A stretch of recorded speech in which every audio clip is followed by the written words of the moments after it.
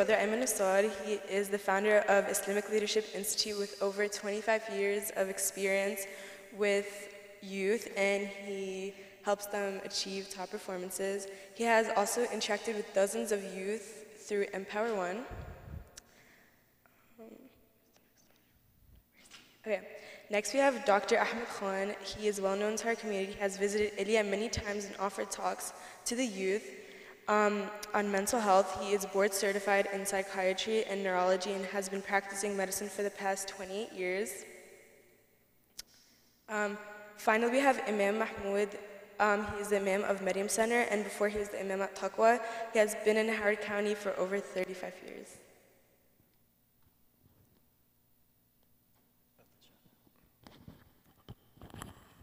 السلام عليكم ورحمة الله وبركاته.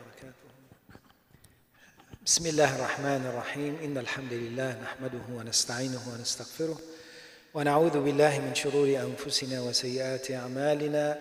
من يهده الله فلا مضل له ومن يضلله فلا هادي له وأشهد أن لا إله إلا الله وحده لا شريك له وأشهد أن محمدا عبده ورسوله.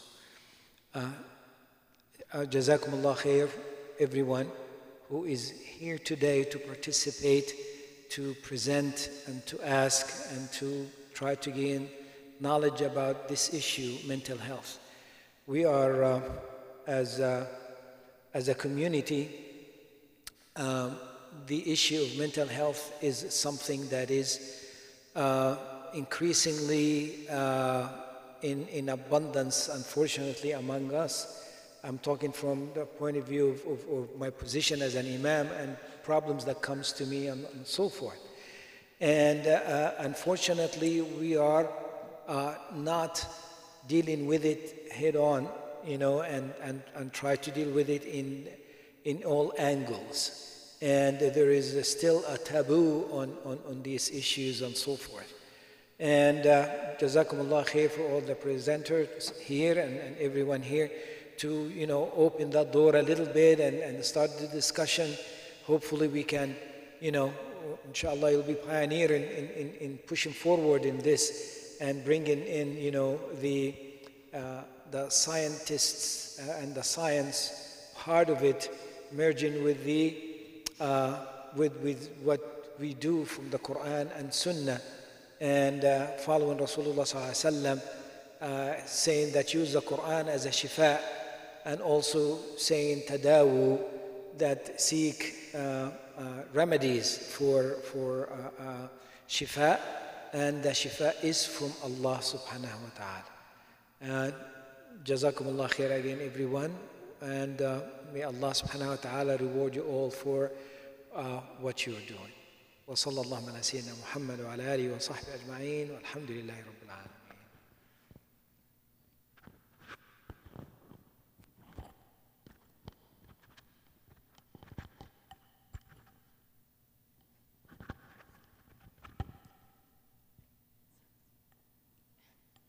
Okay, so now inshallah we're going to ask our speakers some questions, and then after our questions, if anyone from the audience has any questions, then they can answer those too.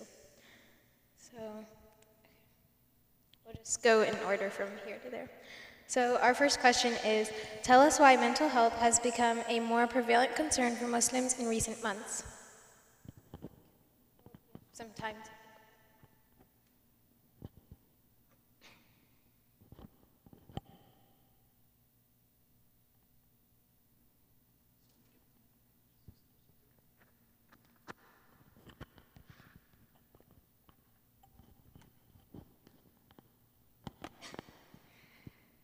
I don't think it's any secret that Muslims and the Ummah are under stress. We're under stress from what we hear on the news, in the communities, what may happen at school, what may happen in the grocery store. We are on a type of alert whenever we are out and about. Our children pick this up. They pick up from their moms a type of energy or anxiety so that their children are safe. For children who might be, I don't want to use the word high-strung, but easily agitated or easily upset, this over time can cause them to also be anxious, to be fearful, and it develops because of the stress we are under with not being able to travel maybe home to countries, or not having people we love able to come here. It's an overall sadness that's happened to us, and depending on how we handle it in our homes is how our children handle it in school and in other places.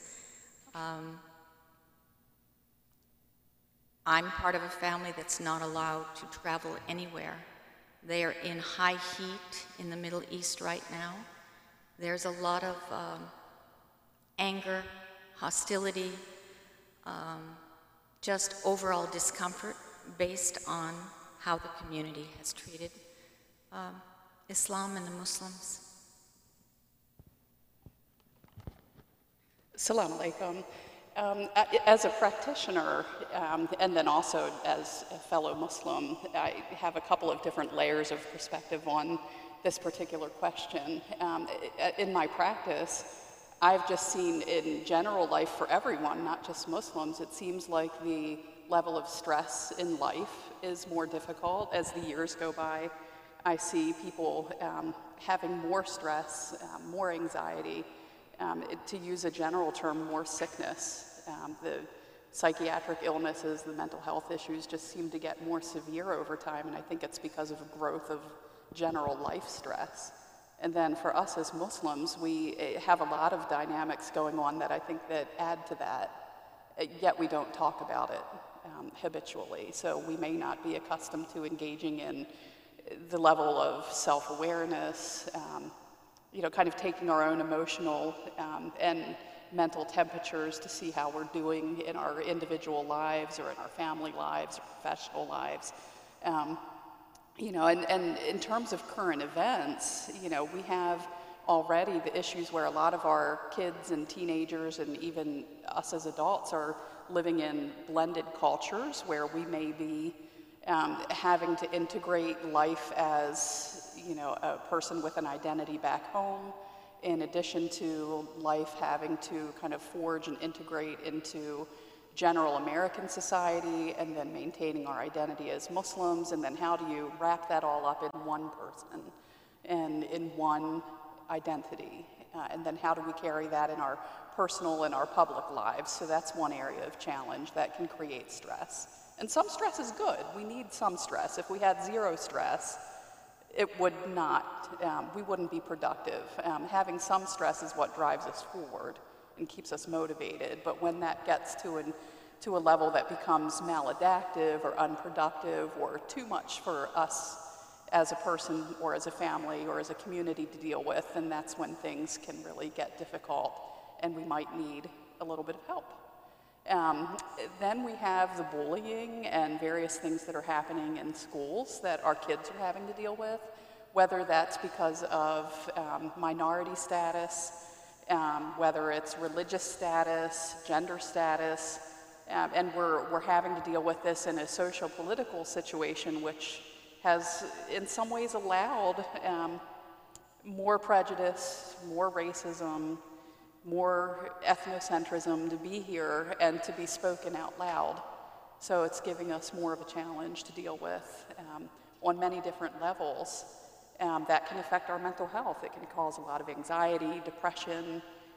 If someone already has a mental health disorder such as ADHD, anxiety, depression, any of the mood disorders, it can make these things more challenging to deal with because we know that stress complicates these things if we're already dealing with it.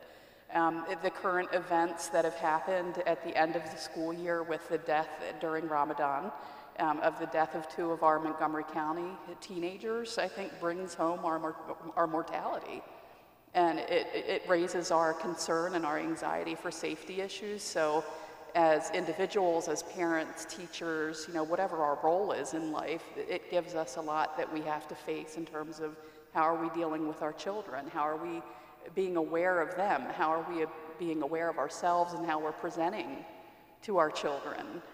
How do we look out for them to see, are we seeing changes that indicate a need for some attention? So a lot of questions come up. And my hope and my interest in having something like this start at Miriam Center was really kind of brought about by some of these things that are happening in the community, and hearing some young people say, are we going to get the opportunity to talk about these things? You know, should we be having public conversations about some of what's going on? And then just needing a place to put some of, you know, the conversation that needs to happen around this. So thank you for being here to take part in that.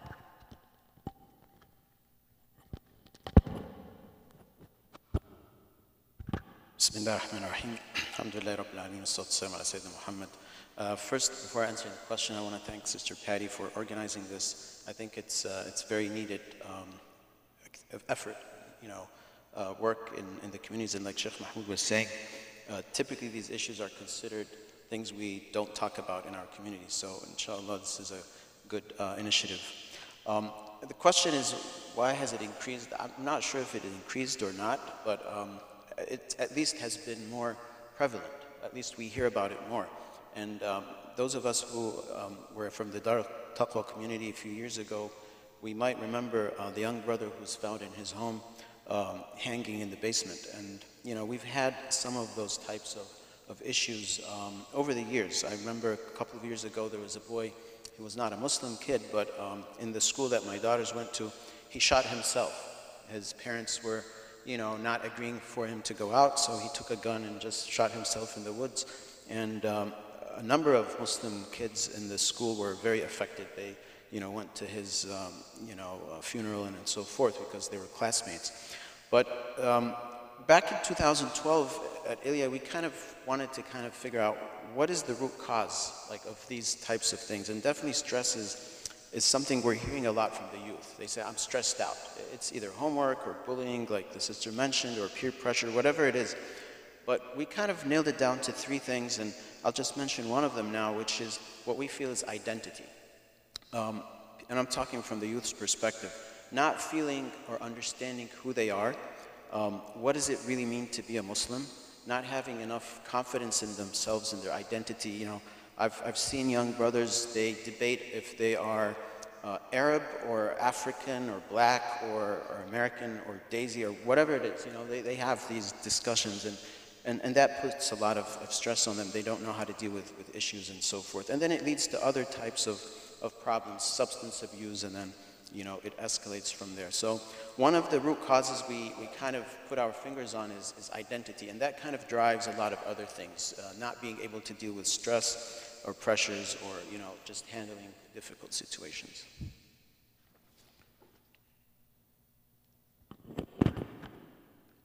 Thank you.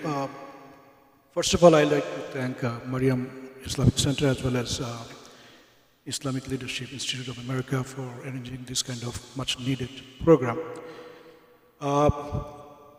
Mental health is a challenge for all society, not only just for Muslim. And I think this has been a problem across the board. The challenge because, first of all, there is social stigma to acknowledge this problem, at the same time seeking help. That is also another, that people, they are in denial or try to ignore or avoid these kind of things to discuss. Obviously, with the certain socio-economic condition as well as environmental issue that could flare up or instigate the problem. And currently, we have some odd situations we are facing, of course, especially Muslims in America. And that causing some kind of fear. And obviously, across the board, this fearful situation causing some negative impacts. And obviously, Muslim population, they are getting affected by these kind of situations. As we know that turmoils all over the world, especially hostility towards we are facing two different odds. One is obviously Islamophobia in this area. I mean, in this area means in the country we are living, and throughout the world, of course, if you go to the Europe and other part of the world. And at the same time, we are facing another odd in the name of Muslim religion, Islam, the group basically causing havoc in this world.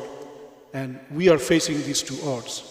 And obviously it's causing pressure at home, because every time when we are watching news, analysis, TV, obviously parents, if they get anxious, affected, and they discuss these kind of things, it affects children as well.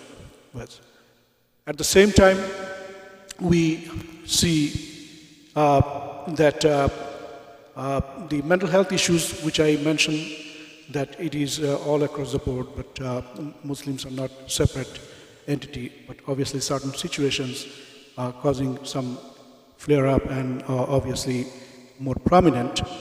On top of that, we are facing in this country, because Muslim population growing, we have more young age populations are growing. They are going to school, they are exposed to different odds, and especially flowing drugs also. That also affecting mental health issues too. So these are the challenge. Considering all this challenge, obviously there is a solution also. So we need to acknowledge these problems. At the same time, we need to find out how, as a Muslim population, we can face this challenge. And our religion protects us, there is no doubt. Also our family values, these things also protects. But certain things is always there, and we need to address those issues also, how we can handle those. Thank you.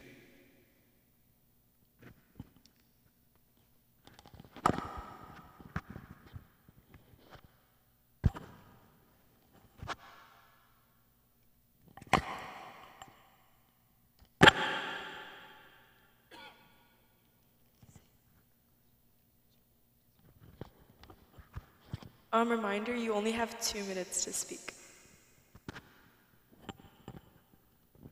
Okay, so our next question is, what are some issues you feel are of particular concern for Muslims in regard to mental health and stress?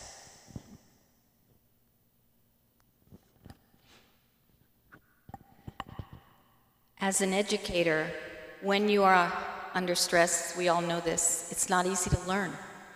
Children sit in the classroom and things may be going on in their head that they saw in the news, that they heard their parents discussing, an incident that happened, such as the incidents we heard here, and they're on our mind. And our teacher is teaching us something that we should be learning and ready to pass a test in a few days. But because we weren't able to concentrate on the instruction at the time, because our head was filled with things that we were thinking about, that were discussed last night at dinner, some fears that we may be developing from stories we've heard, our school grades start to drop. When we could probably be in the top 5% of our classes as Muslims, because education is so important in our culture, we may see the Muslims declining based on the stress that they're under. That being said, alhamdulillah for the mosques, where we can have programs like this, where we can help each other. We can have programs like this where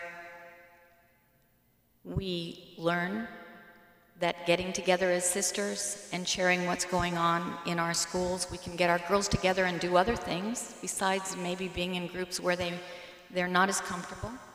We can develop our own Girl Scout groups, we can develop our own 4-H groups, we can do things that keep our girls as normal and healthy as possible.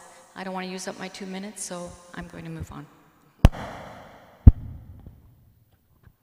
I would say Brother Ayman captured this earlier, talking about the issues with identity.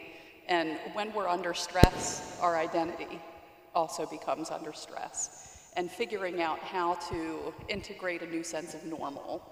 For example, when we had the 2 deaths in Montgomery County, and the issue that happened during Ramadan in Virginia, figuring out, well, you know, each person in an age-appropriate way, like children, you know, we have to, as parents, figure out, well, you know, if my child hears about this from outside the home, or, you know, how much am I going to be talking about this in front of my child? What can they handle in an age-appropriate way? Are they at the age where I need to make sure I'm not speaking about this in front of them? Or do I need to answer questions and be a little bit of a detective and find out how much they already know so that I can answer their questions, be aware of what they're thinking about, and guide them through making sense of things like this, while also figuring out how to hold on to their identity as a Muslim American. And that will be influenced by how I as a parent, or I as a teacher, or whatever my role is in that child's life, it's going to be partially influenced on how they see me behaving. They're going to pick up on my emotions, they're going to be picking up on the way I talk about things, the way I process and react to the news. One of the very important issues is always being in touch with what's going on in school with our kids. When our kids come home, it may not be enough to say, well, how was your day in school today? What did you learn? Kids are just going to say, I don't know, if they don't like talking. So finding some other ways to get at information. What made you happy in school today? What was your best thing that happened? What is something you did not like in school today? What is something that your teacher would say you did well today? What did you like from one of your friends today? Like finding particular ways to stimulate some conversation that get beyond the general time saver question that we as parents fall into, which is how was school today?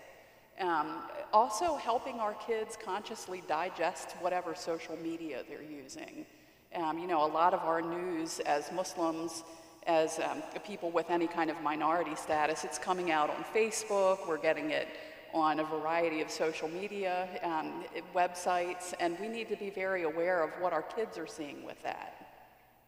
Whether they're getting exposed in school, off of their own availability at home on cell phones and tablets, you know, however it is that they're getting this, if they're seeing it over our shoulder when we're looking at our own news feeds. And then being aware of that so that we can help them digest that and be critical thinkers and critically examining what they're reading and then how they're making sense of that. This is all very important these days, since we know that we're getting a lot of our news from alternative sources. So those are just a couple of things I would say we need to be attending to when we're trying to help walk our kids through difficult situations lately.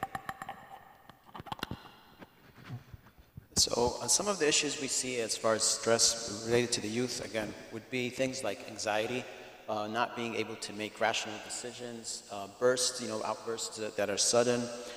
Lately, we've started to see less interest in school. There are I know personally, a number of Muslim brothers in high school who just don't go to school anymore. They dropped out at 10th grade, 11th grade. And again, their rationale is it's too stressful. I just need to chill out and relax. And sometimes it goes to an extreme where they start to consume, drugs, especially marijuana, to kind of make them relax. So these are some of the things we're seeing. We're also seeing runaways, teenagers who just leave the home because it's too stressful. And I guess this is a good question, important thing for parents to realize, and it's really amazing how many parents in the Muslim community don't recognize there's something called stress for youth. They all think, most of those parents that we come across who don't accept this whole notion of their child being stressed out. They think that only adults get stressed because we go to work or we have bills to pay or whatever. They just can't comprehend that, no, a 12-year-old can be stressed out as well because they're not sleeping enough at night doing their homework, or they have kids, picking on them every day at school, or they might even have ADHD. And there are a lot of even parents who don't admit that there's something called ADHD. They say, oh, this whole psychology and all this stuff is just hoax. There's no such thing. He's not a disciplined kid.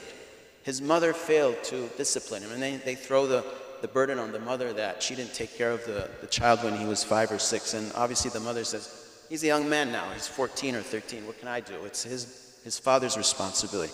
And that dispute between the two parents in front of the kid at home, that even puts more stress and compounds things further. So these are the issues we're seeing, and subhanAllah, sometimes even that leads to a separation in the family between the parents because of that stress that the child is going through. Because as the child becomes a teenager and they're more stressed out, they, behave in a way that makes the whole house now stressed out, and then the two parents sometimes can't handle it. I agree with Brother Ayman's and Sister Patty what they said. Obviously, stress is a big concern, and if there is a stressful environment in the house, obviously that impacts especially the younger kids. If kids, they try to escape school, so this is a red line, you have to take it seriously. At the same time, they need to go back to school. There should not be any encouragement that stay away from school, because school phobia, if something developed among the young children, that should be addressed seriously, and they have to return back to school. And always try to simplify the conversation, because what you are watching in the TVs, some of the young kids, they don't comprehend properly. So I think we should discuss this way. Our religion is Islam, which means peace. We are Muslim, that means total submission to the will of Allah, God. And at the same time, on the Day of Judgment, Allah will greet us by saying salam. We as a Muslim, we always greet to each other, Muslims and non-Muslim, by saying assalamu alaikum, which means peace be upon. So this is the peace, always talk about religion, our identity, and everywhere in our respect. So this religion is a peaceful religion. Obviously, those who are basically talking about or analyzing about this religion, they are on the wrong side. And obviously, these simple things we should discuss with the children, especially with the age-appropriate group, because young children, they don't understand full analysis or analogy. So always we are on the side of the peace. This religion promotes peace. So this should be the main part of the discussion. And this way we can reduce their fearful behavior.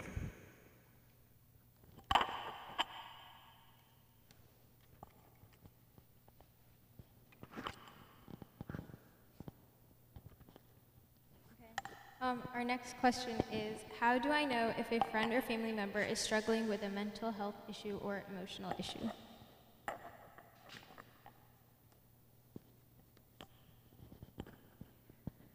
Well, that's kind of a tough question. It depends on your relationship with that friend sometimes, how close you are to the friend and family. However, I think we all know that if you notice a change in someone, they're not quite themselves, they're holding back, they're not participating in the activities that you normally participate in together, then if you're noticing something is not quite right, if you are a friend in Islam, we know we go to our brothers and sisters saying, is everything okay? Is there something I can help you with?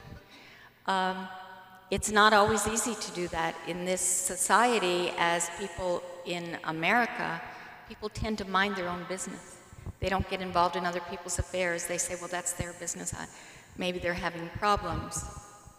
But if we notice a child whose grades, again, as an educator's point of view, drop severely, if there's constant conflicts or new conflicts between the children, as an educator, we should try to get involved and try to listen and see if we're hearing something we didn't hear before. Is something going on in the family that we can change? Or we can have a meeting, maybe have a meeting with mom and say, is everything okay? We've been noticing things. But it's not always easy to stick your nose into someone's business and say, is there something going on here?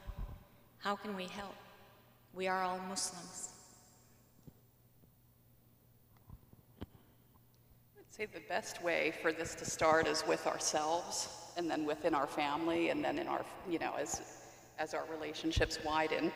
I would also challenge us to be looking at ourselves for this. Our best way to be able to notice when other people are going through challenges or when another person is experiencing a change is to practice with also doing that with ourselves.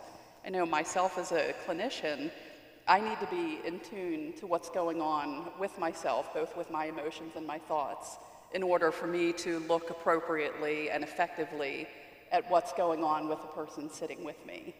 The same as a parent. I need to be aware of and in control of what's going on here and in my head so that I can interact appropriately and interpret appropriately what's going on with my child. As we get busy in life, this is very hard to do. Even as a person who does that for a living, I have to remind myself of that constantly because we're human beings. But in terms of there are some warning signs that we can notice, whether it's happening within ourselves, whether it's happening with our children or with another family member or a friend. If you start noticing sleep and eating changes, if you have a person who normally doesn't eat too much and all of a sudden you're noticing an increase in their appetite, or if you have a person who sleeps normally 9 hours a day and then all of a sudden they're staying in bed all day long, and this is starting to become a habit, I would start asking, has anything changed that I know of in this person's life? Is there anything new going on? Any stressors going on? If there's not anything that you can pinpoint, then it's worth saying, I noticed that this has changed. What do you think's going on with that? And just have a conversation about it. Sudden behavioral changes, mood changes that seem out of the norm for the person that you're noticing this with, or within ourselves, if we're seeing this, that we're having these kinds of changes, it's worth stepping back and asking, what's going on with this? What's going on in my life or in his or her life that this is a change? Sleep is a huge issue. It's very difficult for our brains to operate without sleep. And if we're having changes or lots of interruptions, it does all kinds of things to the brain and to the body that then make operating our emotions and our thoughts and the way we function normally. It just runs all that down. So that's a huge one. Sudden changes in behavior, attitudes, new things. You had mentioned, Brother Ayman, you had mentioned substance abuse earlier. For our teenagers or older children, changes in who someone's associating with. If you see that somebody is associating with a different peer group, and you're starting to have concerns about that peer group, or you're noticing that your child is keeping different hours, if you're seeing physical changes in appearance or behavior, starting to get concerned about that, you can always get a drug test. They have them in the drugstore. You can make an appointment with a family doctor and get one done. Also, kind of keeping tune of your child's belongings, like are you seeing any weird little packets lying around in the house, or is your child being more secretive about their bedroom than they had been in the past? Are you worried that they might be hiding things? There are, we mentioned marijuana earlier, there are other synthetic substances that can be very easily ordered over the internet or bought in stores. And people don't always know what they are. They think they're safe because they can buy them. But kids are ending up in the hospital. I see cases all the time where, we have people coming in who have not previously had issues, and all of a sudden they're out of control in their behavior. They're having psychosis, seeing and hearing things that are not really there for the rest of us. And this is all happening because of synthetic marijuana, which is very easily obtainable. It's a huge problem in this area. So I would say if you're noticing any kind of changes or oddities that have not been there before, just keep things open as possibilities, and just be willing to sit and look at what's going on and be willing to confront the issue if you're concerned that something's happening.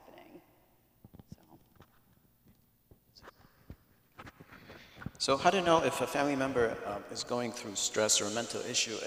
For people who live with us in the same home, sometimes it's hard to detect that because we see them every day, and this change in pattern might happen over months or years. So it is it's sometimes challenging. The good news, though, is that there are some ways to mitigate that problem. One is what we're doing now, is being educated to understand what some of those signs are. And like Sister Patty mentioned, there are a lot of warning signs. Sometimes they would ask questions about things that they are considering to do. A number of times youth would text us or send us messages like, what do you think about this? Is it okay to get a tattoo? Is it okay to do that? Is it a big deal if we go out and just get a drink, one time? And it might seem like an innocent question sometimes, but it's really saying that, hey, I've been drinking for 6 months and I'm not happy about it, or I got a couple of tattoos and I don't know what to do now. Things like that. We even sometimes, the youth are so open, they might say, hey, I feel like the sofa I'm sitting on and I need some help. I mean, there were occasions when we had kids say stuff like that and we took them to a mental health facility. But in other cases, it might be just things that are changing around them. I remember on election night, we got a number of texts from youth in the community who are like, are you following the elections? The numbers are going up, the numbers are going down, and they're concerned, So things like that we need to bear with. It doesn't necessarily have to be a personal issue. It could be just situations that are around them that are changing. Political climate, economy, just the fact that a parent might discuss, like, the budget is tight this week or month. Let's, we have problems paying our bills. That could put some stress on some of the youth. Some other signs we've seen are complaints and frustrations. They're frustrated with something at home. They might make threats sometimes. Like, I'm going to do this if they have to force me to go to school. That is a sign of a mental problem. I like the term that the brother used, schoolophobia. They're not necessarily just, not liking school. There's a mental reason behind it. Someone is not good with them at school, or they feel so bad about themselves academically that they don't feel they can sit at school with other kids. Or sometimes, like the sister mentioned, they're so dependent on substance abuse, they can't stay for more than 3-4 hours without smoking something. I've seen a couple of cases like that. They had to literally leave school to go smoke, and then if they come back and their eyes are red, obviously they'll be in trouble, so they just don't come back. They want to be, minding their own business. So these are some of the signs, I guess, that could help us. Another thing we can do to figure out if there's something not working out is to ask a close family friend to talk about something with our, young person. Sometimes it's difficult for us as parents to open a dialogue about an issue or what have you, but we can ask a family friend, have you noticed any changes on my daughter or son? And they might say, yeah, they're not as social as they used to be in these events or gatherings and so forth. So sometimes getting an external look would help figuring out if there's something going on. So main hallmark to diagnosis of mental illness is there will be social, occupational, and functional impairment. So in order to diagnose any mental illness, these things must be present. Otherwise, we cannot diagnose formal diagnosis. Obviously, we're not looking for diagnosis, but obviously if you think some changes happening in the behavior, so that should be taken as a serious matter and explore why these changes are happening. So obviously certain things already mentioned, the sleep disturbance, change of appetite, losing weight, loss of interest of usual activities, used to play, and now they don't find any enjoyment playing, or used to socialize more, but now they're not socializing, losing friends, or trying to avoid things, not going to social gathering, or not going with the family to dinner or any social events. So these are the things definitely major concern, and try to explore why kids are behaving like this. If there is a changes of grade in the school, and also skipping school or these kind of things. So these are all the impairment in the functional as well as social. If somebody is working, obviously this is for the older people, there is the productivity has been declining. So there is the impairment in the functional status, occupational status. So we are addressing especially the young kids and children and young adults. As we know that nowadays, especially marijuana is very much prevalent. 1 out of 10 high school students, they are using synthetic marijuana. And synthetic marijuana is more dangerous than the natural marijuana because it is more potent, 10 times more potent than the natural marijuana. And synthetic marijuana it not only just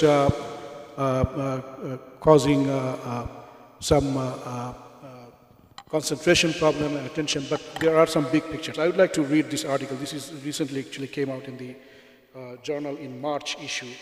This is about a study of synthetic marijuana use linked to multiple risk factors.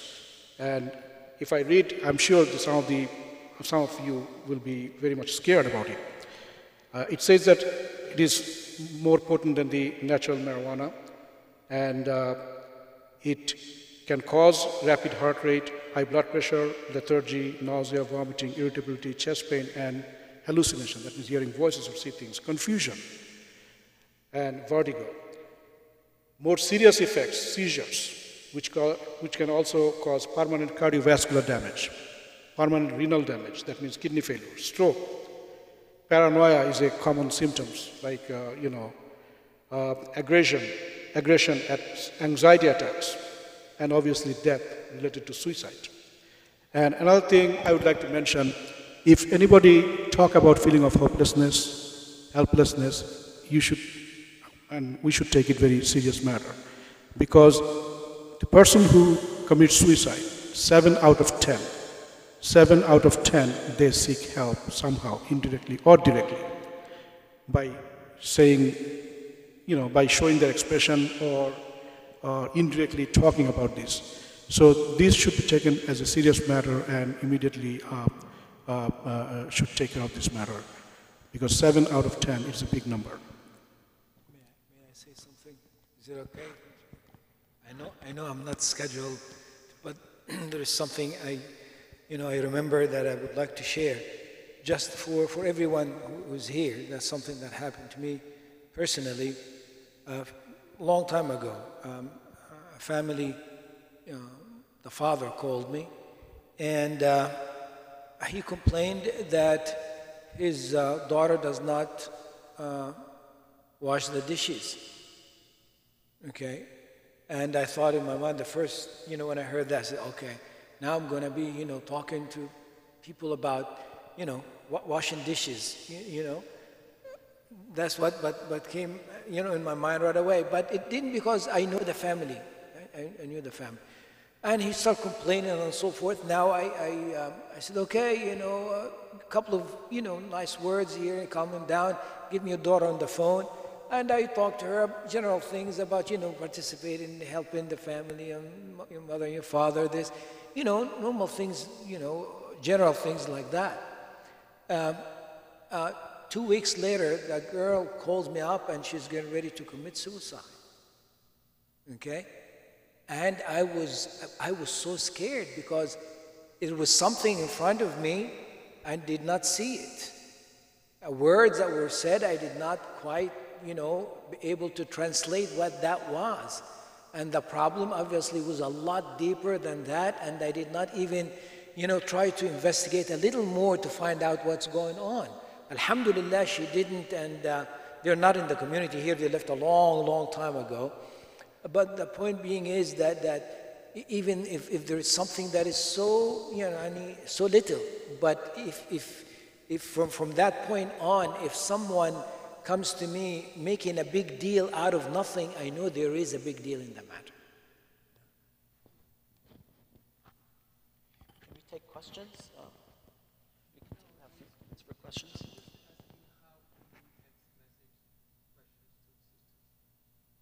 Okay, is there ability for people to text messages?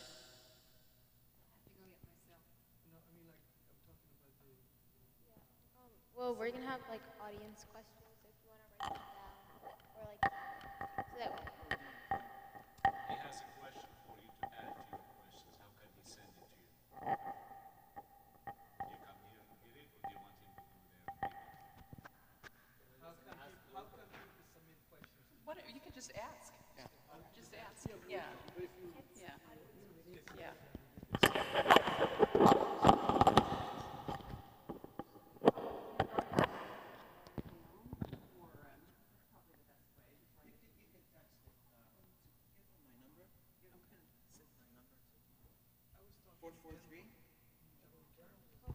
So people can text messages to this number. We'll give you, inshallah. Okay. So 4-4.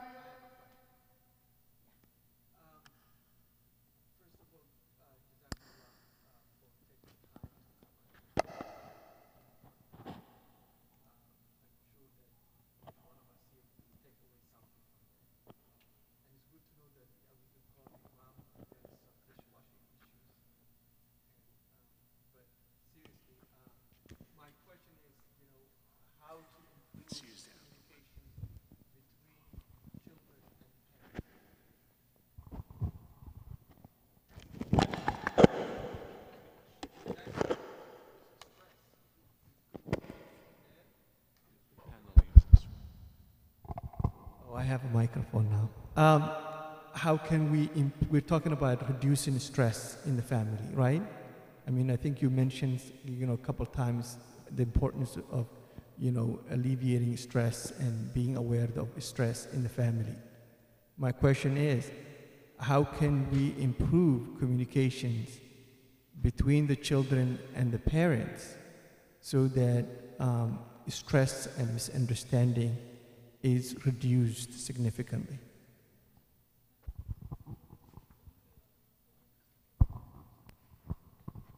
So I think this is a great question, and I'd just like to expand it broader. What are some of the ways to reduce stress? And obviously, like you hinted, communications is one very effective method, right? And to have that communication happen, one of the things is trust. Parents need to give the young person the feeling that they're trusted, even if they make mistakes. I mean, that's part of their development, is to give them some level of responsibility. And if they make a mistake, we teach them what's right, what's wrong, and we move on. But when there is no trust, that puts a lot of stress on the child. Where do they go to, right? And especially if their identity is weak, their Islamic identity, so they're not going to go and pray, make dua and qunut, They usually go to their mothers, their fathers. And if their father is always criticizing them, and their mother is like, don't talk to me, you're misbehaving, what are they going to do? And I'll just give a quick example, and then inshallah, the other panelists can share, but we're a parent, we find our youngster in a trouble, right? They're sending nudes on their phone to people, right? So the typical response is the parent takes the phone, they ground them, they lock them up, you're no longer getting on the internet, and a slew of punishments that come with that.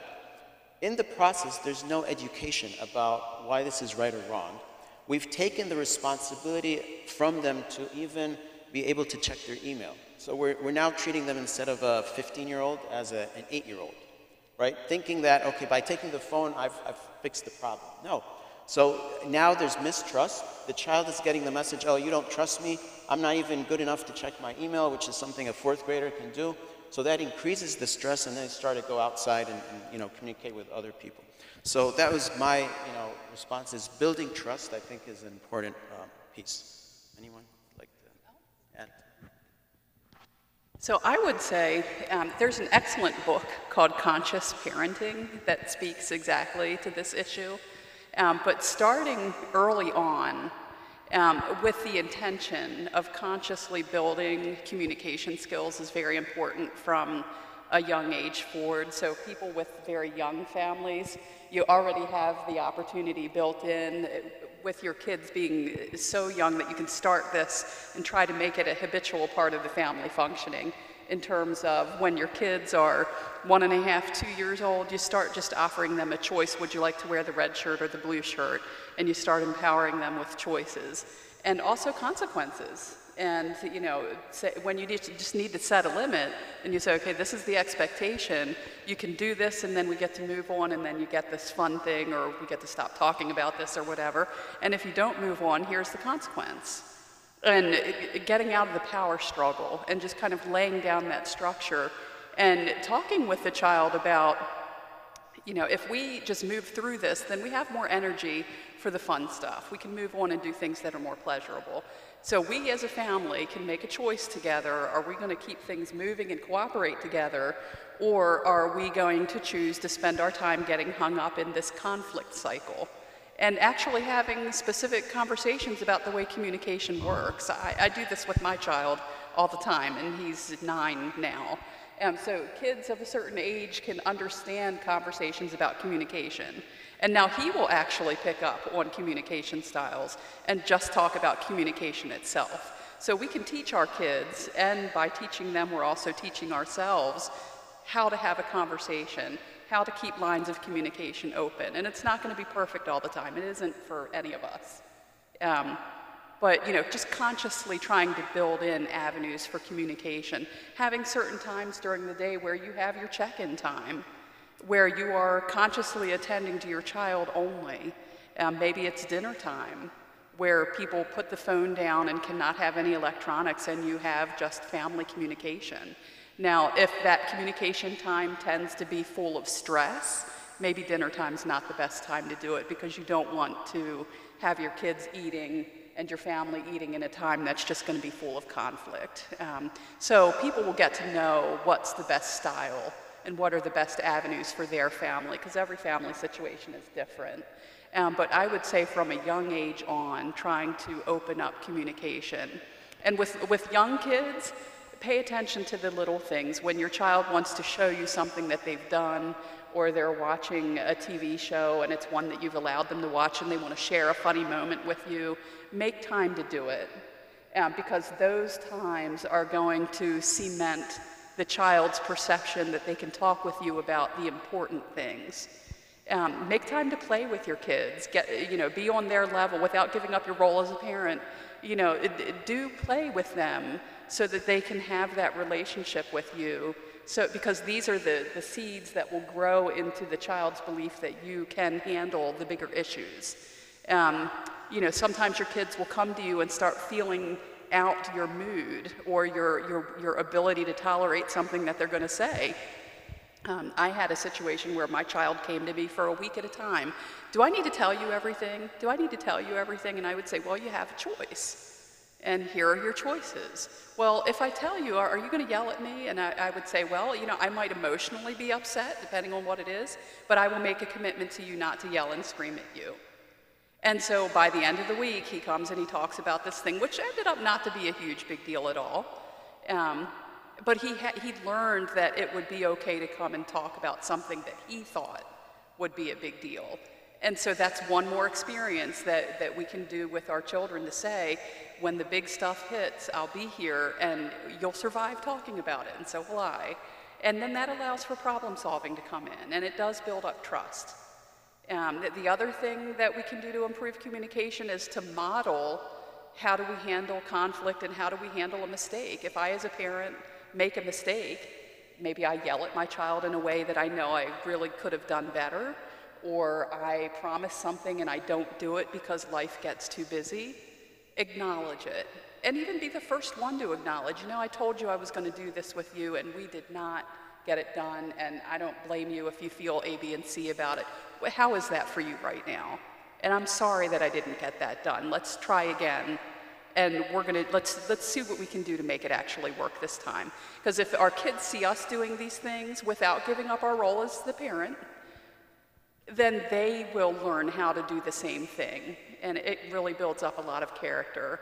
And if we do these things over time, it becomes a family habit. Not easy, but it's doable and worth it. I want to add about the I'm sorry part, because this is, again, in our culture, not very acceptable to many parents. But if we cannot apologize to the younger people because we couldn't keep up a promise, we should not expect them to hold up their promises either. So like the sister was saying, it's a really important piece of being a role model. And just a quick story from the Quran. Again, Allah subhanahu wa ta'ala gives us an example of everything. We see Ibrahim alayhi salam and his son Ismail. Ibrahim alayhi salam, he knows he's a prophet. He's Khalilullah subhanahu wa ta'ala. He's got a command to slaughter his son. He could have just got the knife and slaughtered him. But for a wisdom, Allah subhanahu wa ta'ala shared this conversation, saying, Inni ara fi manami an azbahuk. I see in the dream that I'm supposed to slaughter you. So what do you think about this? Like, he's consulting with his son about a command that he already has received from Allah subhanahu wa ta'ala. So to the sister's point, our kid comes to us like, I want to go out with my friends. The response should not, I don't like them, they're getting you into trouble. It's like, all right, let's sit down and, what are you guys up to? And have that conversation. Is there a question? Yeah, so the follow-up question was, I agree with both Sister Patty and Ayman about how to deal with kids in that age group, early teens. But my question is that should we reprimand them somehow? And my say, okay, so if there's something wrong on the cell phone, if they send a nasty text message, yes, education is there, communication is there, you sit, talk to them, and so on. But should there be some kind of reprimand? Should there be some kind of a punishment? Take the phone for a weekend or for a week, or not have them go out and have dinner in the restaurant for a week or something. Would that help, or is that going to make them more adamant about their action? Natural consequences. Yeah, so there could definitely be consequences, but it has to be adapted to the person. So what might work with X might not work with Y. But I think before there be these consequences, the important thing is to have that dialogue. Why did we send those pictures?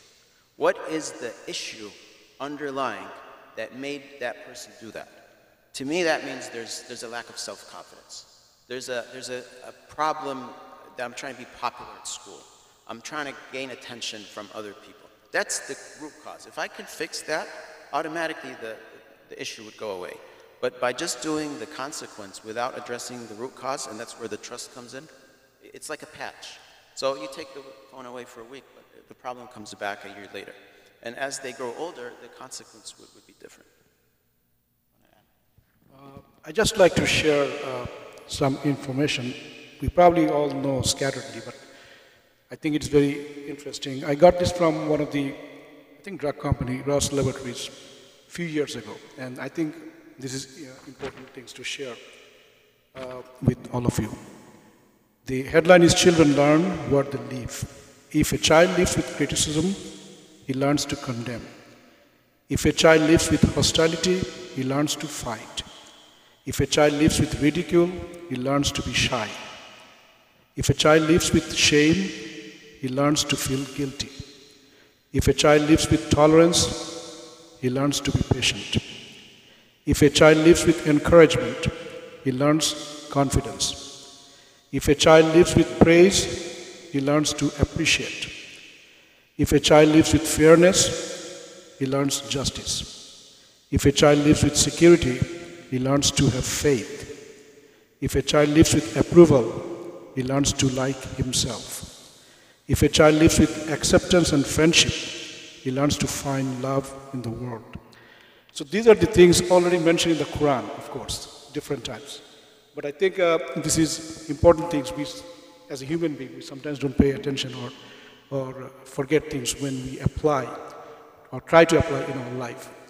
So I think this is important. So I got some photocopies. I will just pass to all of you. You can just keep it on your refrigerator or something.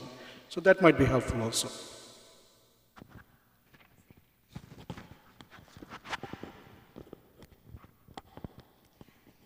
Having worked with many families over the years, the children that I observe who are the most well-adjusted with their parents are the families who engage in the child's interests.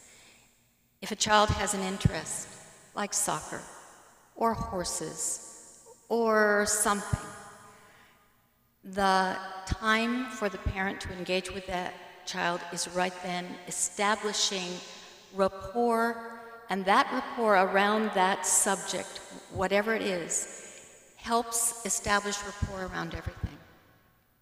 I observe this in my own son, whose son loves soccer.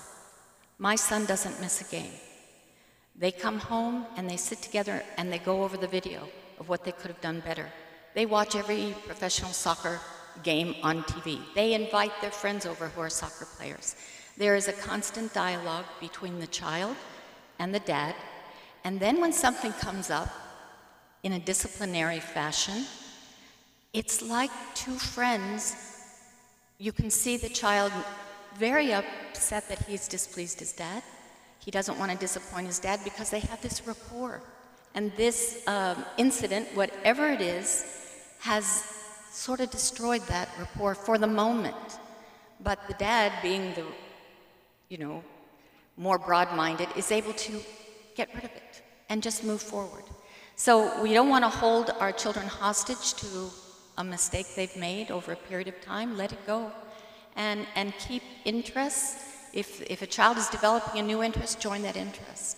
And keep the discussion going it is supper time discussion, it's breakfast, it's going to bed discussion, so there's a lot to confer about. And engaging your child in something that you both have interest in is really a way to keep dialogue moving.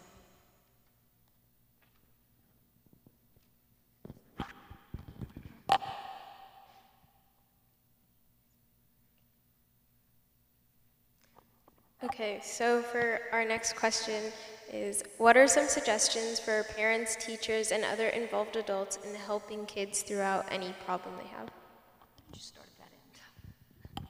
All the way at the end. Why don't you start there? Anything you want to add? Okay. Yeah, I think we kind of covered that. So mostly communications, building that trust, like Sister Sophia was saying, being engaged in their lives, sharing their hobbies at a very young age and taking them out and so forth, so that when they grow up, you know, as teenagers, there's a reason for them to come and talk to us, right? Otherwise, you know, usually what we hear from young people is, where was he or she, you know, 12 years ago? I've been doing this for 12 years. They don't care at what time I come back at night. An example is when we go to our social gatherings as families, we visit each other, and we come back home, you know, 1 o'clock on a Saturday night. Automatically that registers in the kid's mind that my parents don't care what time I go to sleep.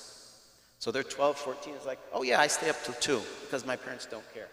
But if we say, no, we gotta be home by 11, we're done with our social visit, that automatically says, you know, there's a discipline here. We gotta be, you know, in bed at certain times. So these are some of the things to help be engaged.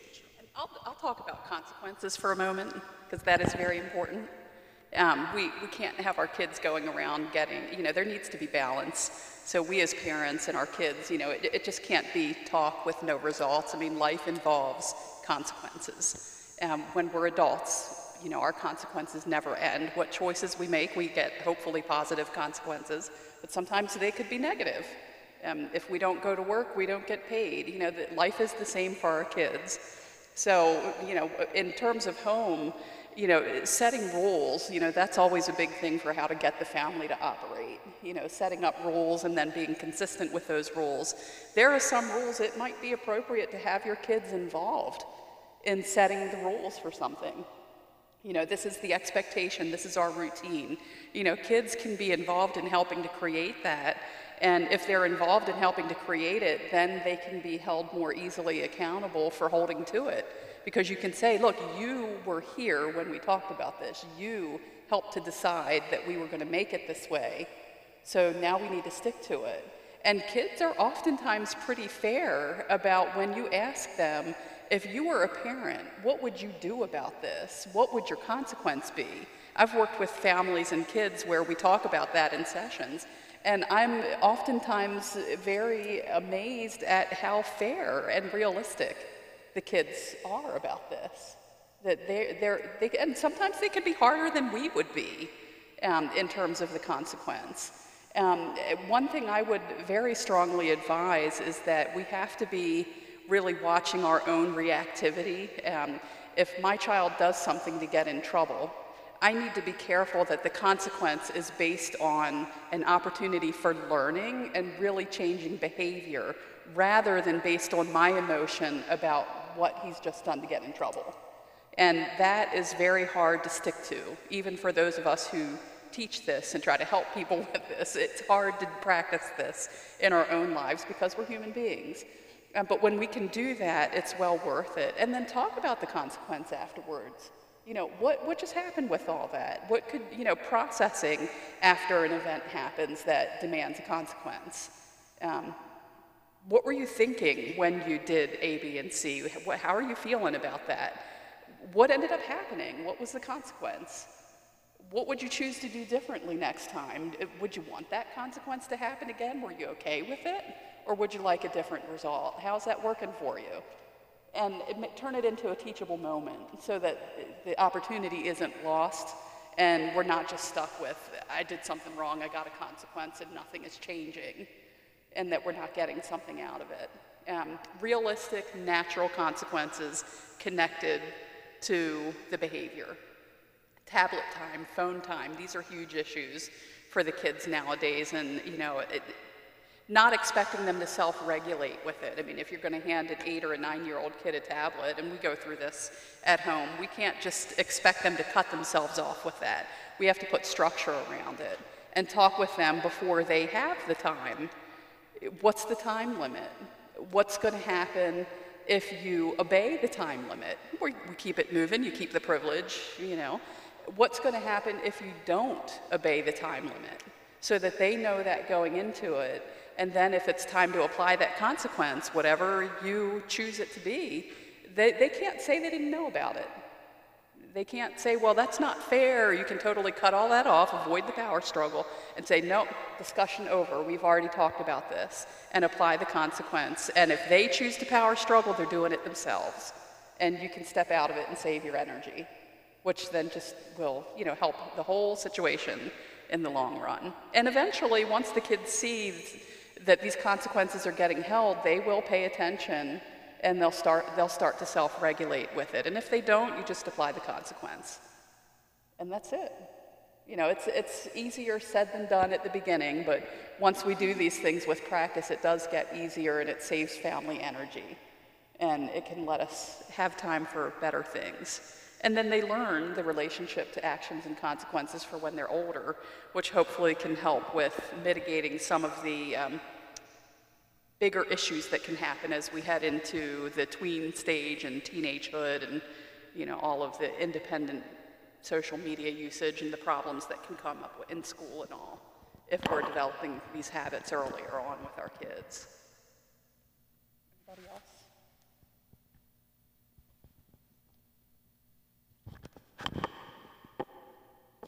Okay, so what are the most common mental health issues in our community now, like that you see in children and teens?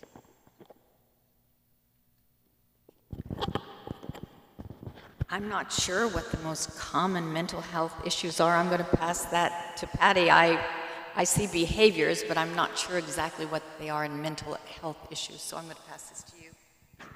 Okay, well, I could say from a professional perspective, I would say that, you know, the most common ones are going to start showing up in early childhood or teenagehood. Oftentimes, when we look back in history, we can see that kids might have started to develop things when they're much younger. But they usually don't come to our attention until school age, because that's when the child's world starts to get bigger and more people start to notice, and there's just more material for us and the kids to work with.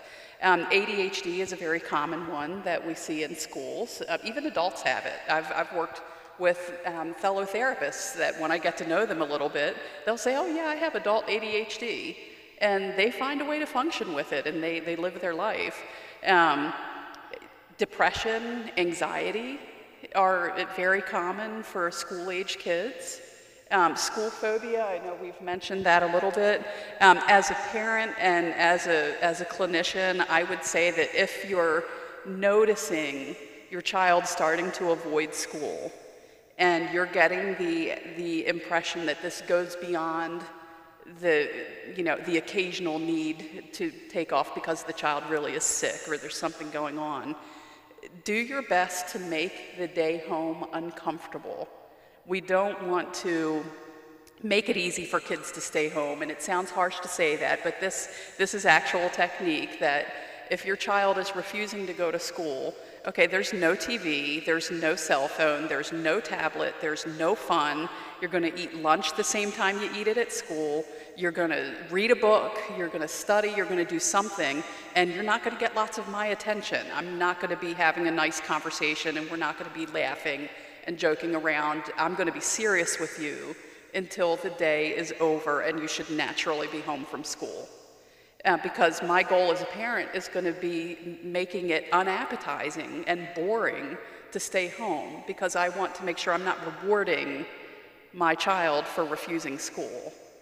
I want it to be uncomfortable. I want them to like school better during the daytime. So we don't want to give them any unintended payoff for staying home. And that might be even when your child is just sick from school. You know, unless you know that your child is not going to take that and get rewarded and start wanting to stay home more, make it not fun. You know, we don't necessarily want to reward the need to stay home. So just a couple of pieces of advice there if you're noticing friends or anybody in your own family having issues with that. So a couple of common mental health issues we're seeing with the youth. Paranoia is one, and that's mostly because of drug consumption, especially synthetic marijuana, like the brother was saying, and depression. And, you know, I agree with Sister Patty, everything she just mentioned, but we got to be cautious a little bit.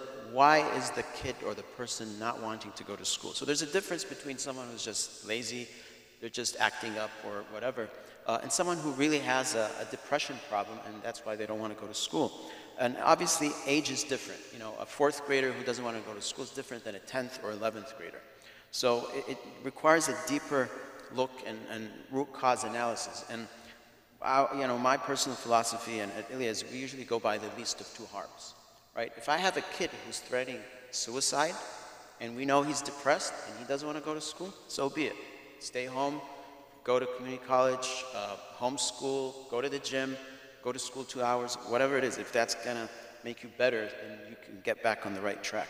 But if it's just like, I don't want to go to school because it's not important, then that's obviously a different conversation. But those are the two key things we're seeing, paranoia and depression. And just to emphasize the fact that the brother mentioned, marijuana, synthetic or not, because even the natural one, they mix it with all kinds of things.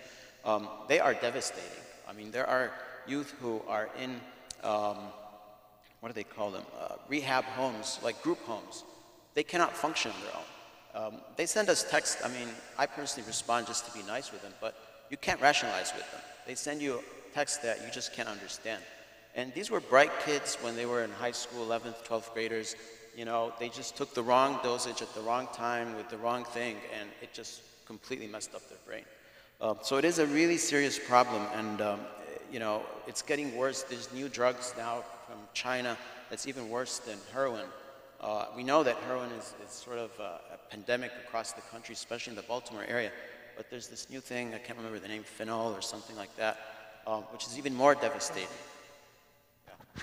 So, brother probably knows better than... Yeah, I'd like to mention one thing, especially there's a difference between children and adult depression. One is, we know that the children has more irritability than just depressed mood. But adult will have more depressed mood than less irritability. So this, I think, we have to be careful about if children has been suffering from depression or not. Because if we see, obviously, lack of interest and other criteria, change of appetite, and lack of concentration, sleep disturbance, all these things. But on top of that, if we see the more irritability side on the children, so we should consider that may be suffering from depression. Obviously suicidality all across the board, adult and children, both age group. And another thing I would like to mention about that, my brother Ayman Nasser said about, yes, synthetic marijuana is more available, especially in the smoke shops, online, and also convenience store. And this is more potent than the natural, but natural one is also tainted, mixed up with all kind of stuff we don't know. And that's why you see that paranoia, psychosis, those kind of things is happening also, aggression, hostility. So these things also quite prevalent among the young adults also. And obviously the most common mental illness, you know, I don't know if there's any data among the Muslim population, but I think this is anxiety, depression, ADD, and impulsive behavior. And obviously recently that drug addiction, like use of marijuana. And another thing, one important thing I would like to mention that if young high schoolers, they start smoking cigarette, that also take it very seriously, because this is the gateway to enter into the drug world. Because whoever smokes marijuana, you will see that they started with smoking cigarette. They did not start marijuana right away. Probably they just 1 or 2 puffs, and this is the way they enter into that world. And this should be taken seriously also. Smoking cigarette. Sure. just one extra dimension to this from my end or our end, meaning when the family comes with problems and so forth. Divorce. Divorce is an issue that is that now it's in the Muslim community in numbers and percentage that we've never seen before. And definitely that it has a lot of impact on the whole family and the children especially. And so that shows us that we need to attend to the whole family and see what the problem, when the problems starts with the parents to begin with, and obviously when there are problems that would lead to divorce, before that there were many things in the family that was going on that will cause problem to the children as they are growing up. So that the remedy here has to start, or also should start in a very early stage with the whole family. Allahu Akbar. Can I ask a question to Sheikh Mahmood? I'm glad that you brought this conversation back to the adult, because my intention was to learn a little bit about tensions that we have. When adults have job losses and financial distress and loss of family members dying, parents dying and things like that, or old age and so on. So I wanted to make a hypothesis and then ask the question to either the Sheikh, hopefully inshallah, is that I think my understanding is that the stress has been there forever. When the Crusades was going on, Muslims were in the same stress as now with Islamophobia. Maybe it's more accentuated now because of the media. I mean, as soon as something happens in Virginia, we know that within 5 seconds because of the Facebook and all those other portals. World War I, World War II, I'm pretty sure that the humans have gone through this terrorism and stress and so on.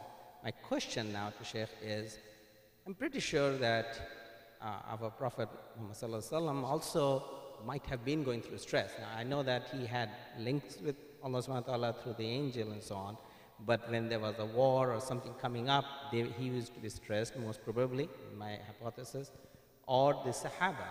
I mean, they must go through this stress cycle even at that time.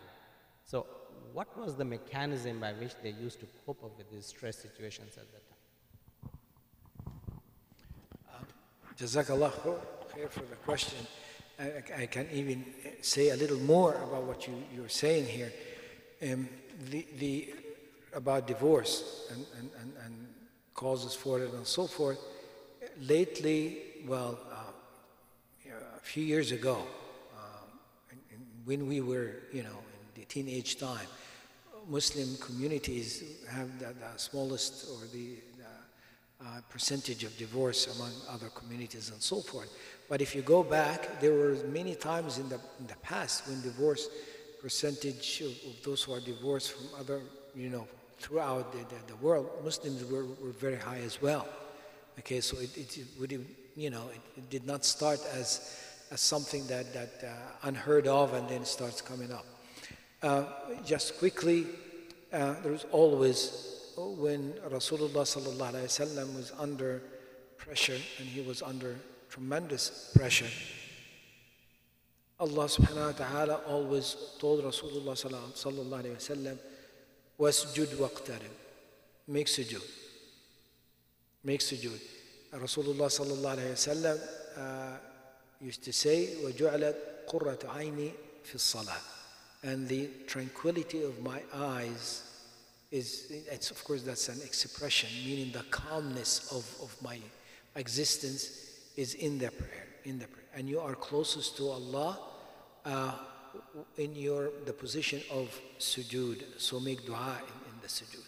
So Rasulullah sallallahu alaihi wasallam was given this tool to get close to Allah with and calm himself with, especially at night, especially the last third of the night or the middle of the night, where Rasulullah ﷺ said that Allah subhanahu wa ta'ala comes down to the lower sky and says, who is asking so I can give him, who needs refuge so I can grant him refuge, and so forth. That is if we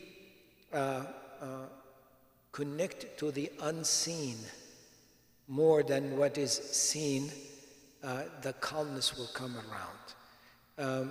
Even death, as Ali radiallahu anhu said, death is the one that balances issues. Because if you're having so much good time and so much, risk and so forth, when you remember death, it brings you back to reality. Don't be too having too much of thinking that you live in forever here. And also when one is so in desperation and so much difficulties, death, when he remembers death, it brings him to perspective, like there is always an end to this. So death is the gateway to the hereafter, and thinking about the hereafter, that it is our abode, always bring balance to where we are right now. Allahu A'lam. Just want to add one thing real quick. First, Jazakallah khair, Brother Said, for the question. I think it's one of the best questions we had today. And Allah subhanahu wa ta'ala tells us, أَلَا بِذِكْرِ اللَّهِ تَطْمَئِنُّ الْقُلُوبُ. This whole idea about mental issues and mental health is really the cure to it is the heart. In the Quran, Allah subhanahu wa ta'ala talks about the heart. He rarely talks about the brain. He talks about the heart being blind, the heart not following, the heart not listening, and so forth. Right, now, and some research has found that the cells of the heart as a muscle are different. They're similar to the brain cells. They have some element of that intellect in it. But like Sheikh Mahmoud mentioned, Jazakallah khair, this is a great reminder for myself about salah, because we all go through anxiety and stress, right? And sometimes we get, especially in this society, so taken by the scientific methods of doing things, and we forget the basics of our deen. So Jazakallah khair, Sheikh Mahmoud, for it. We have a question from a sister.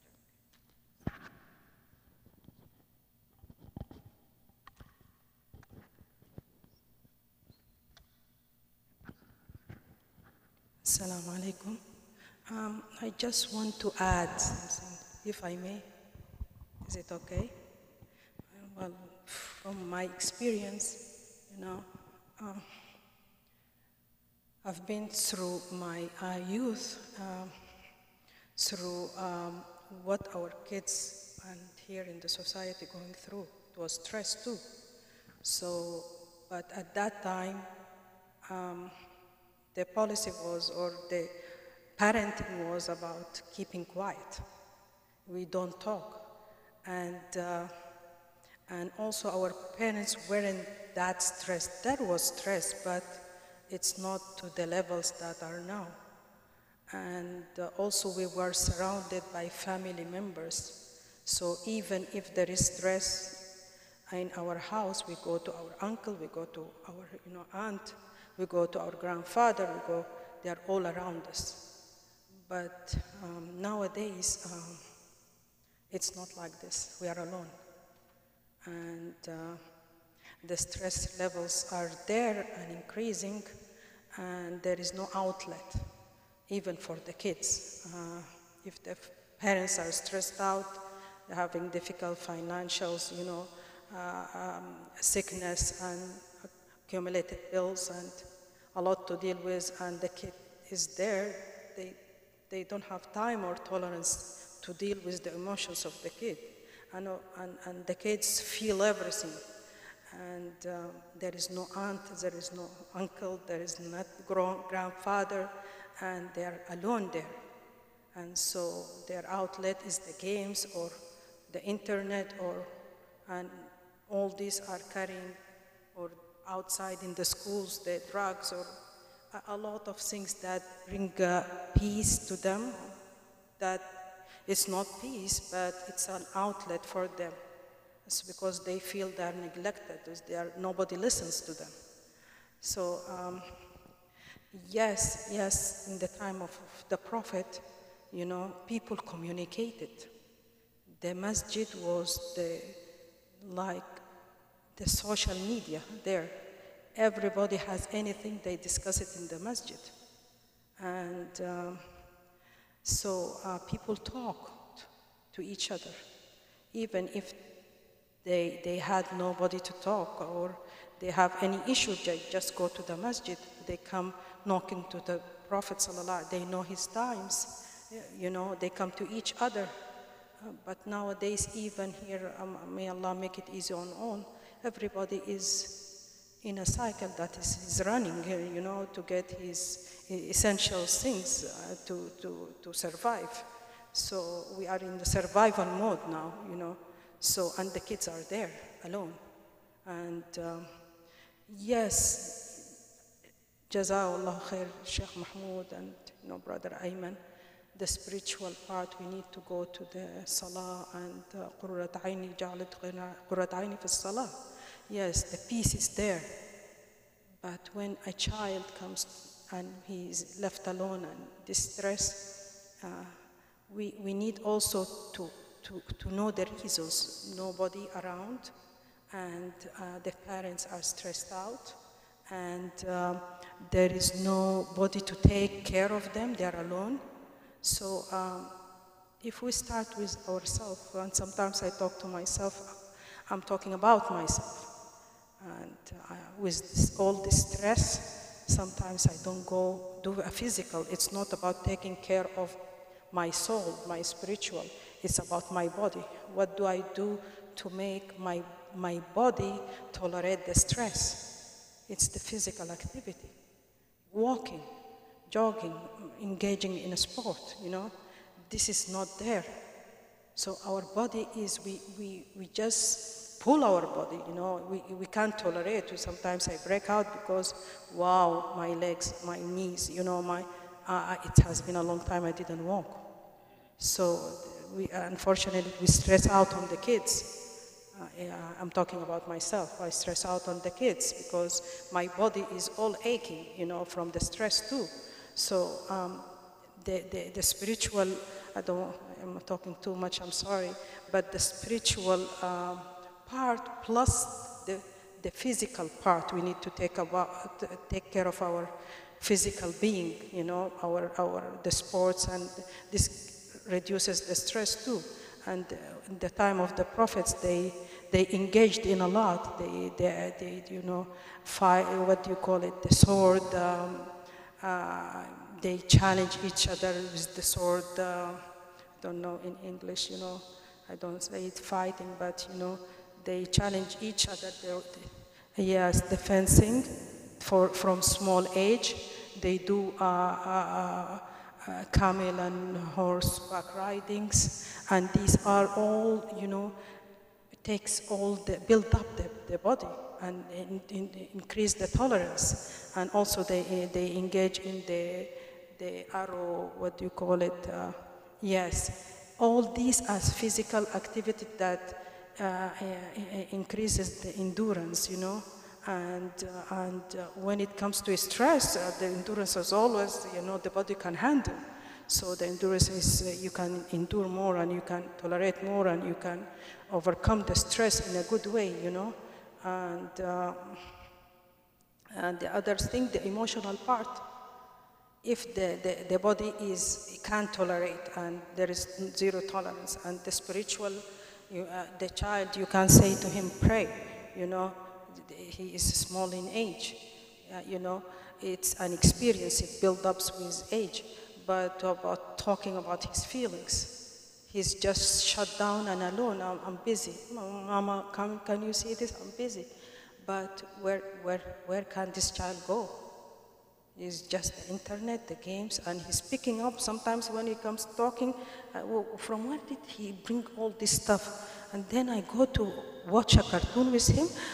This is not a child cartoon. This is, yes, the figures are children, but it has a lot of corrupted, you know, ideas, and, you know, and when he talks, it's all there.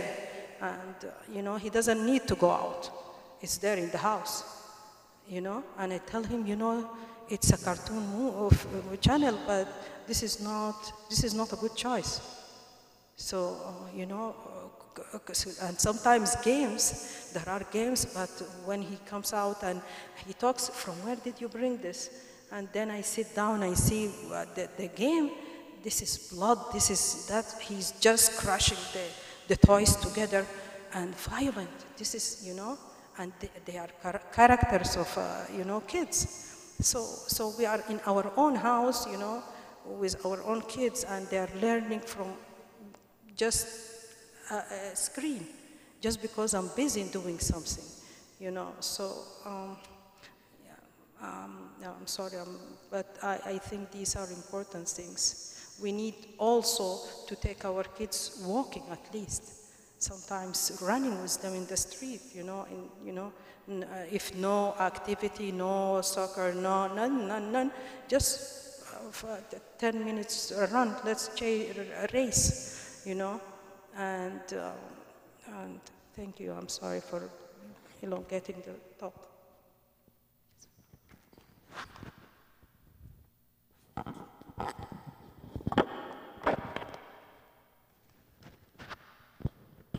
Jazakallah khair, Sister Amal, for your comment. And the approach, which holistic approach, as a physical, emotional, and mental state that the body needs balance in. I just would like to say that, inshallah, we're trying to have a professional who's a homeopath, introducing homeopathy and the introduction of homeopathy and what homeopathy is and so forth, which was the means of medicine before the allopathic medicine, became in the arena. And just going back to that and getting familiar with it and so forth, which is in many parts of the world, is very popular and very inexpensive and very effective in many ways. I'm not saying let go with your aspirin, but I'm just saying that introduction to that holistic kind of approach to the mental, physical, and emotional state that we are in through homeopathy and getting to know what it is. Inshallah, we'll announce it. We'll have a professional here coming in to have an introduction to this, so we get back to some knowledge that we lost a while back. I would like to comment on what Sister Anna said.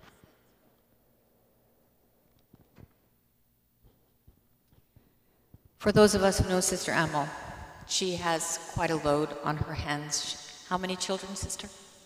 She has 4 children. She's raising them by herself, and they're all wonderful children. We all know them. But she hit the nail on the head.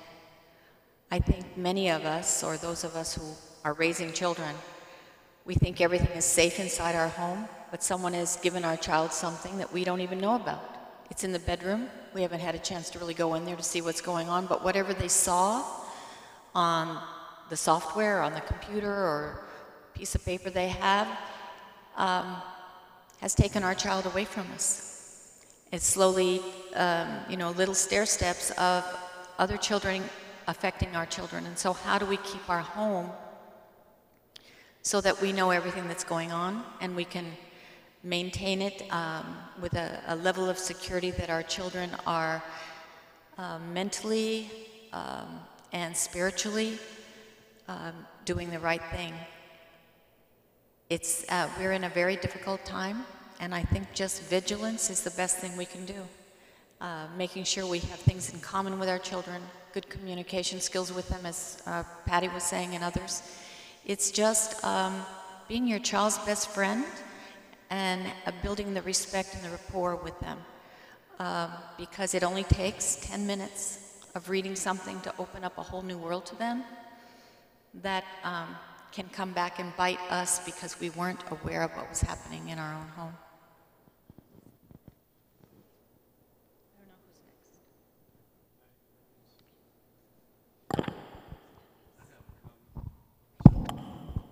Assalamu alaikum.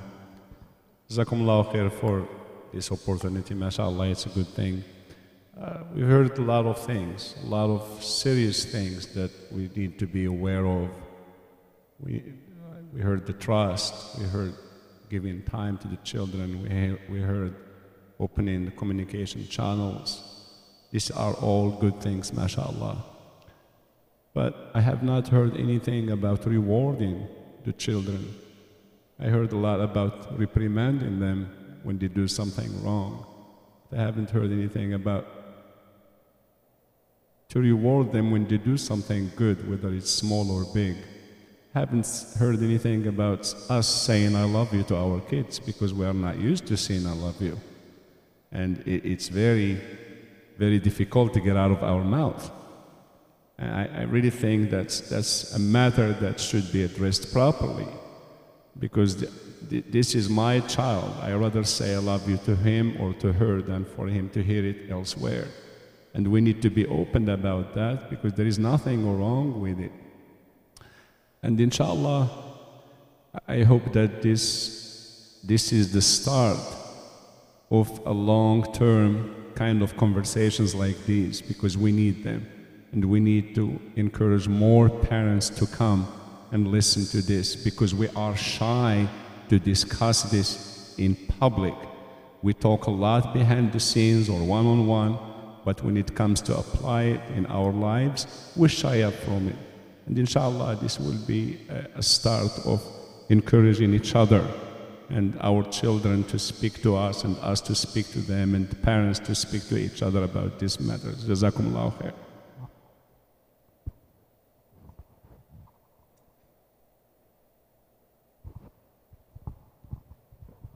Just to follow up with what Brother Hassan said, we also have this live online, and we have 3 people listening. Am I right? Yeah.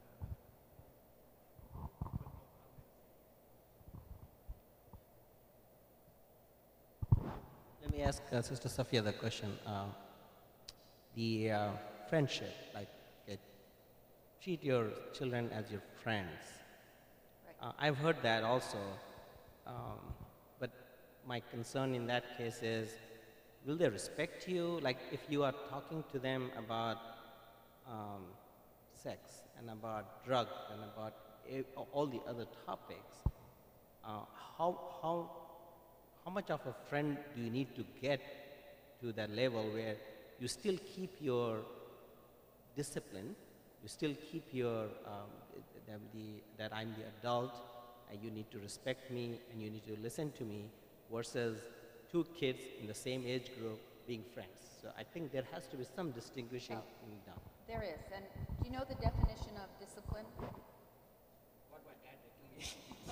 The definition of discipline is rapport. When you have rapport with your children, from the time they are born, from the minute you pick them up, they know who's boss. I mean, they know you're the dad or you're the mom. But you're always giving them the benefit of the doubt. You're listening to them. They know you are fair and just. They also know you care about them, but that there is a limit. And that, you know you cannot drive the car yet. You're not going to drive the car alone until I know you are. I mean, they're going to respect you, but you still have the fun. You joke with them. You have so many good experiences with your children that they love you very much. They love their parents. They'd rather be with their parents at times more than other people because of what you have established in your home. Now, so you can also ruin that, as you're saying. You can allow them to run the friendship, and that's what you can't do. Definition of discipline is rapport, but they know who's boss. And if you are fair, they will respect your requirements of them, because they know you don't want them to get hurt. You can always manipulate situations such as, you won't let me do anything with my friends, no, and you know they're the wrong friends, or they're starting to get into the wrong friends. Okay, say, what else can we do? Let's go. We haven't tried fishing. Let's bring your best friend, whoever, and let's go fishing. There's always something you can do, but you are still the dad, and they're going to test us, but just hold firm and be fair. Sure. Where is that? Oh.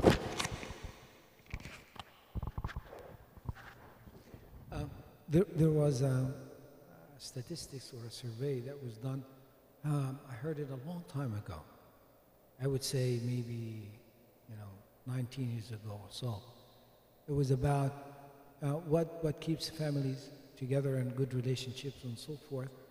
And so there was a study about families who are getting along together and successful relationship among them and so forth. They wanted to know what do they have in common. And they found one thing, in common with all of them, or 85% of them. It was they used to go camping together. Okay? I mean, you would think, well, what is that? Okay? And that is exactly what Sister Safia was saying, what everybody was saying here, is like when you're an adult and the children are a lot younger than you, so you are more experienced, so that environment, naturally you are the leader, teaching them this, teaching them that, then that brings in experience and hands-on experience.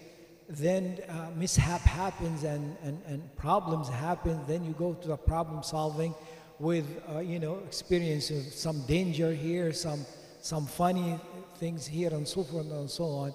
But the close contact with them in a close quarters for a long time and so forth, we could learn a lot from that environment and that relationship. Wallahu a'lam. I'd like to say something, in talking about the concept of friendship with children.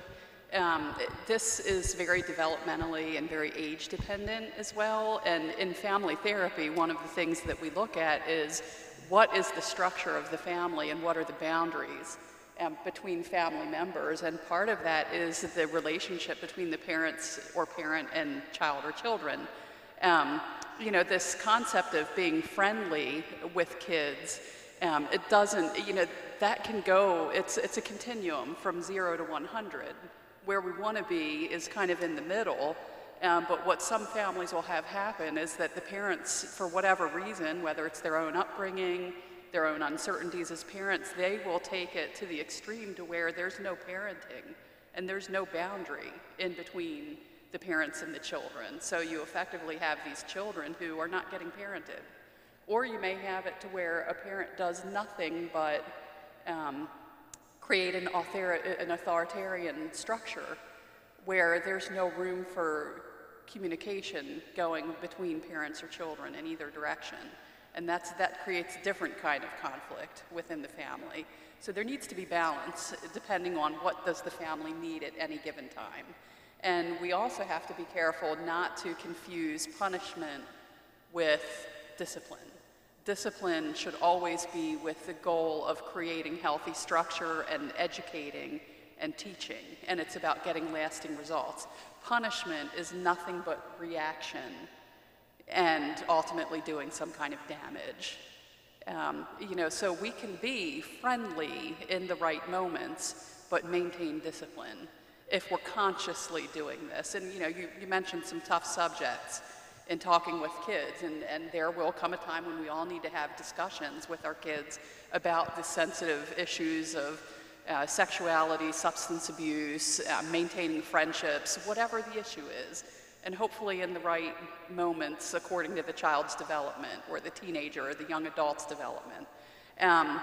But as parents, when we're engaging in discussion with kids about any of these issues, we always need to be conscious of what is my goal for engaging in this interaction right now, and why am I engaging in this discussion? What's the purpose? What do I hope that I and my child get out of this? And how to do that and how to conduct ourselves within that discussion. I think a lot of times when we say we want to be friends with our kids, it's really the quality of interaction and the openness of communication that we're talking about. And there's different definitions of friendship, and I think we overuse that term when we're talking about relating to our kids. We truly cannot have the same relationship with our child that we would have with one of our peers. It would not be healthy if we tried to do that. The kids would not get what they need out of the parenting relationship, and neither would we. being able to check our own intentions, and also learning how to structure and control the conversation if it starts to go in a way that seems inappropriate somehow. Being able to contain it and put limits around it in a way that doesn't shut down communication but guides communication to stay with the goal that we have at any point. Okay.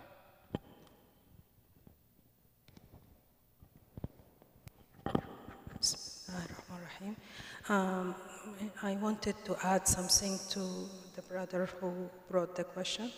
I guess if I understood what he said right, it's the limit between يعني having good time, يعني joking with the kids, and the respect. And yes, sometimes for me as a mom, because I have my kids going to the teens, so I joke with them and I go to their level. And again, at some level, they mix the things together. So there will be mixing, but the issue is you, with wisdom, try to bring it back, and yes, this is our fun time.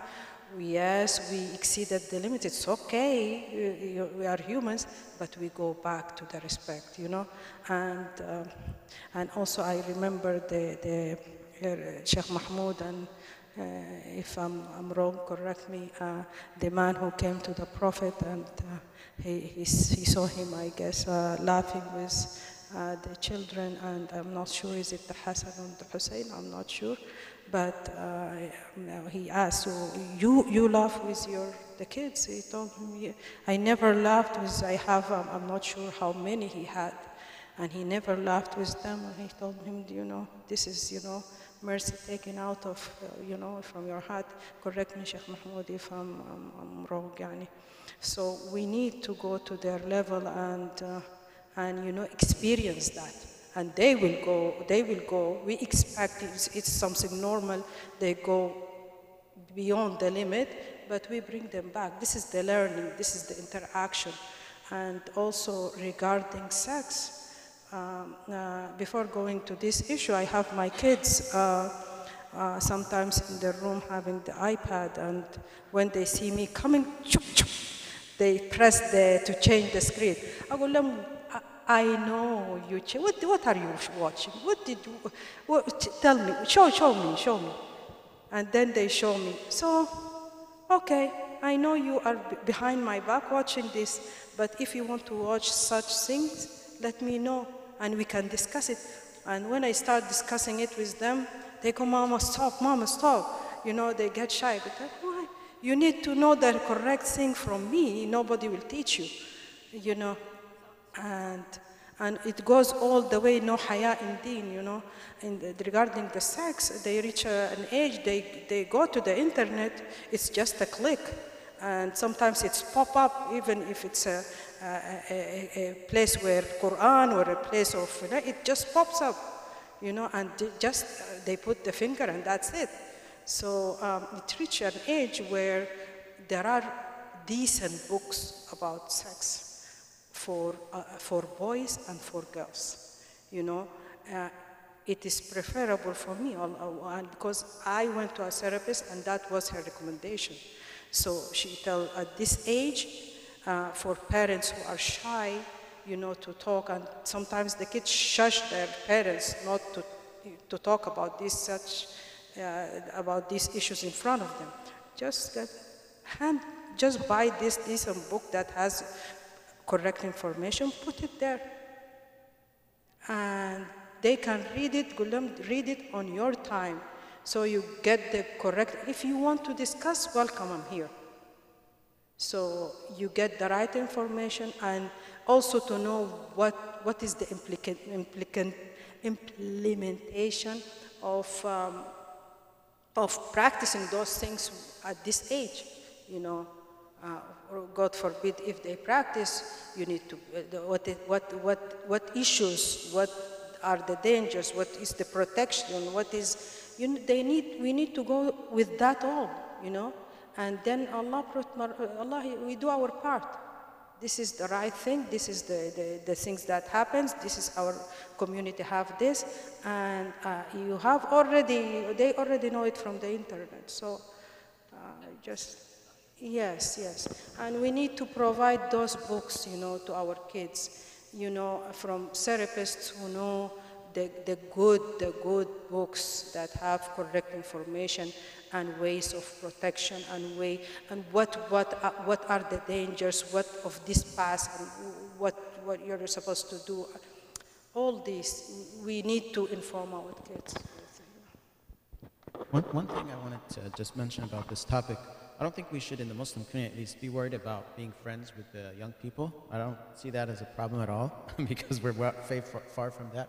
The bigger problem I see, especially with the sisters, the mothers, is when they promise to threaten with something, and it's impractical. They can't do it. It's like, you're not going out for 2 weeks, and the next day the kid is out because the family has to go somewhere. I've seen fathers do that. Some fathers, but fathers are less nervous about it. So that is very dangerous, because if it repeats over and over, it becomes diluted, and obviously it's ineffective. But as far as friendship, I think we don't need to worry about it. One of the best signs I have seen is, and actually I received one, is, if you are not my mom, I choose you as my friend. That was the nicest thing I could have ever received, because now I'm very good friends with my children.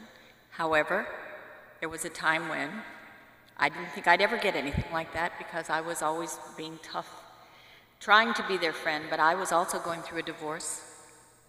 So they were playing mom against dad.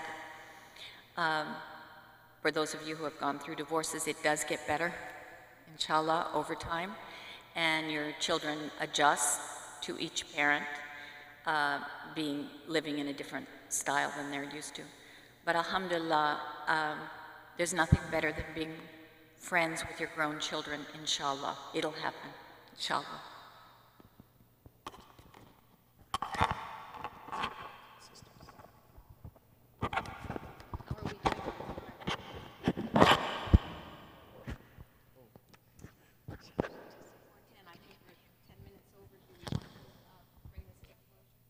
Yeah, okay, so now we're like ready to wrap up. So if anyone like has any last questions, they can ask now. Assalamu alaikum wa rahmatullah. Just one last question. I think this topic might have been touched before, but I'm going to go ahead and ask. I don't know, I wanted to get an expert opinion about the role of peers in the family as well, siblings. I don't know if we talked about that. I'll give you an example. For me, I'm the youngest of three brothers, so my two older brothers are like 4 and 6 years older than me. They're my friends, and well, the oldest one is like my parent too. I treat him as like my father. So if he makes a decision for me or something, I respect that. I go with that. I negotiate with him too. And since he's my friend, I can do it in a better way than I would be able to do it with my own dad. So, can we, as parents, is it better to encourage such sort of behavior, or kind of like structure it in our families too from the beginning, so we form some sort of like, if we cannot be truly friends with our kids, can we have friends for them whom we are friends with, so we can have kind of like a hierarchical structure in there? Would that ever be helpful, or is it helpful, or is it anything that is beneficial?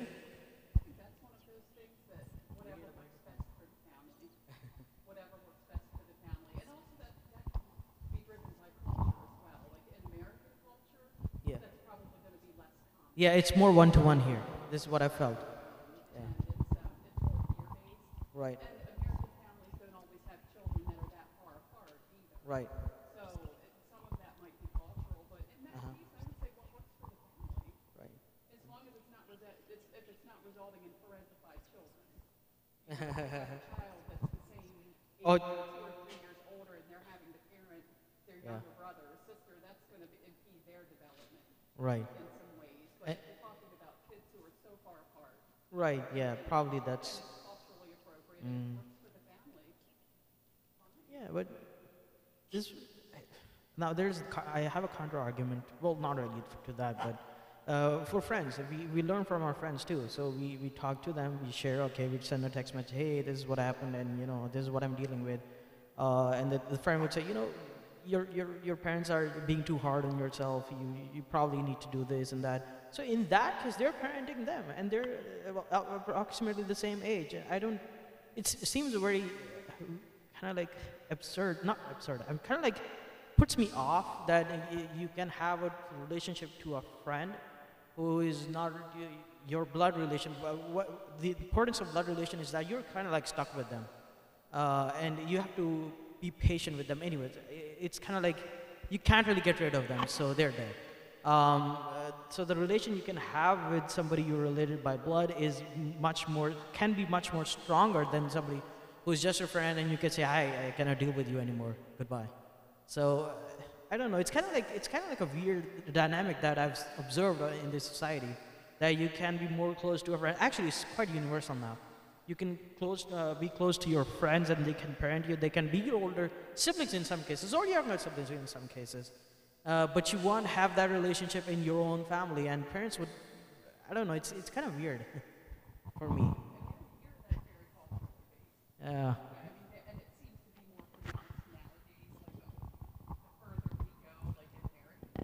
Right.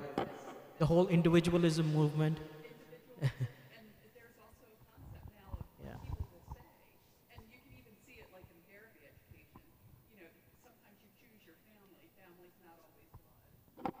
True. I agree.